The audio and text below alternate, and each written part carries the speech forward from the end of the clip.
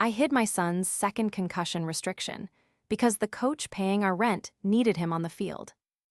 When I got laid off from the bank, Coach Mercer covered 2 months of rent, slipped grocery cards into my purse at practice, and kept telling my son that scouts only needed one clean senior season to forget the mess our family had become.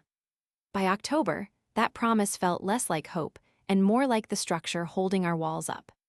So when my son took a helmet-to-helmet hit in the semifinal, and the sports clinic faxed over a no-contact restriction pending a neurology clearance, I folded the paper into my tote instead of handing it to the athletic office. Coach asked me that night whether the scan was clean enough to keep him in the state game. I told him it was probably precaution language and that my son would never forgive me if I benched him over symptoms he swore were gone. He played 6 days later, took another hit crossing the middle, and dropped before the ball did. The seizure on the turf looked like somebody yanking invisible wire through his arms.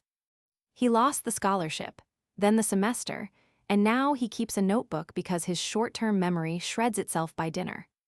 Yesterday, the school district's insurer requested all medical communications for the lawsuit, and the fax confirmation with my signature is sitting on top of the file. I did not just hide a piece of paper. I let rent, panic, and one man's promises turn my son's brain into a payment plan for a football season. Does a confession matter after that?